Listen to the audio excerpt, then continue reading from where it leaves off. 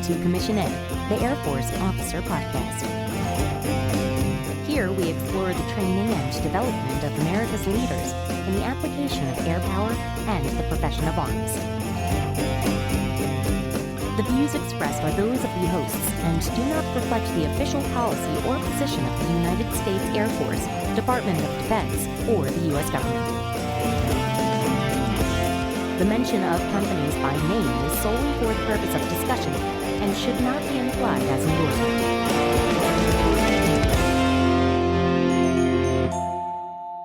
Welcome back to another episode of Commission Ed, the Air Force Officer Podcast. I'm Reed Gann, and today I'm going to be your host.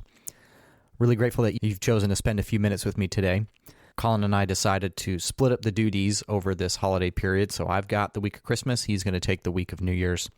So you can have that to look forward to in about a week's time. We wanted to take a moment and extend a sincere thank you and wish all of our listeners very happy holidays to you and yours in whatever fashion fit to celebrate this time of year. For me and mine, that's Christmas. And as often is the case, when holidays come around, I tend to reflect back to Christmases of the past and think about what those have meant to me and think of the happy memories. And something that kind of crossed my mind this year, as it often does, but I think back to the fact that anyone who's been in this business very long, as a member of the armed forces, has missed a few important dates, to include Christmas, New Year's, you name it. Birthdays, holidays, births, weddings, other traditions, etc. It just comes with it. This is part of what we do. In particular, and this is funny, it's almost like a running joke in my house, of the 10 Valentine's Days that have occurred since I joined the Air Force, I've only been home for 4 of them, and 2 of those were the last 2 years. So it's almost certain that I've got some TDY or last-minute training that's going to come up this next year. My wife continually gives me grief about that, but it's just one of those things. It's part of what we do, and it's something we understand when we sign up and join this effort. But in particular, this week I was thinking about a Christmas I missed while I was deployed. And I have a really great memory from that. So our Combined Force Air Component Commander, the 3-star general, the CFAC, had sent out an email saying that Christmas Eve and Christmas Day, he was going to walk around and give a greeting to everybody. And something to think about when you're a 3-star general, depending on where you are and what the situation is, you kind of need to let people know when you're coming. It's just a polite thing to do to give everybody a little bit of a threat call. And so he had sent that out. We all knew he was going to be walking around that day. Usually he was up in his headquarters area running the show from up there, but he was walking around giving everybody a personal thank you, a handshake and sincere expression of appreciation for everything we did. And just because of the nature of what I was doing that day or what the missions we were planning, I ended up in the same room where he was 4 different times. Not by choice, it just what shook out. I was running around trying to get things planned for the next day. And it wasn't until the 4th time that he gave me that sideways glance. Haven't I seen you before? And again, it's just one of those things that happened, and definitely a memory from that time. And that leads me to something else I want to leave you with here before we wrap up.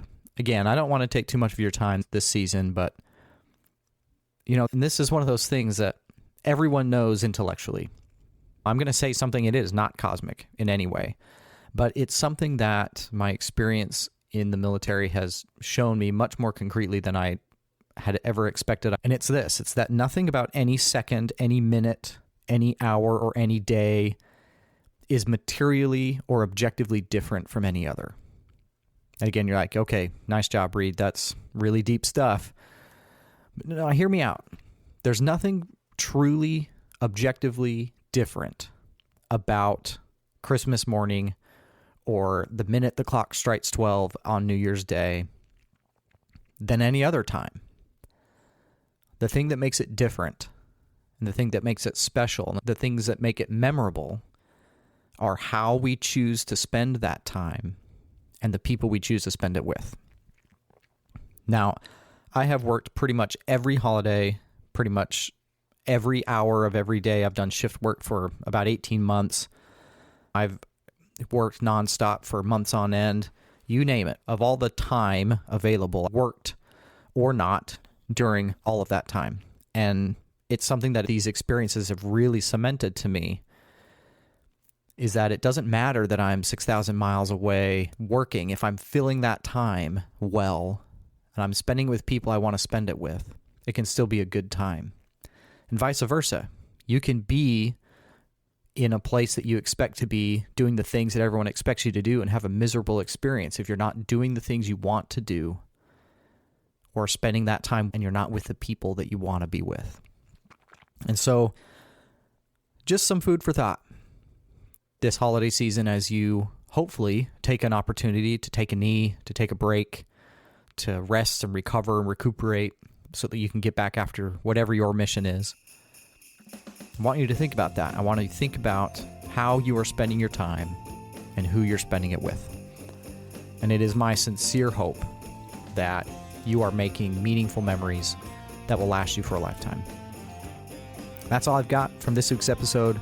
Appreciate you again. Thank you so much for your engagement with us. We'd love to hear from you, our audience members, whether it's in the Heritage Room or through our email or on our various social media platforms. Thank you for what you do, for your contributions to whatever your mission is. And from Colin and me, I want to wish you a very Merry Christmas and a Happy Holidays.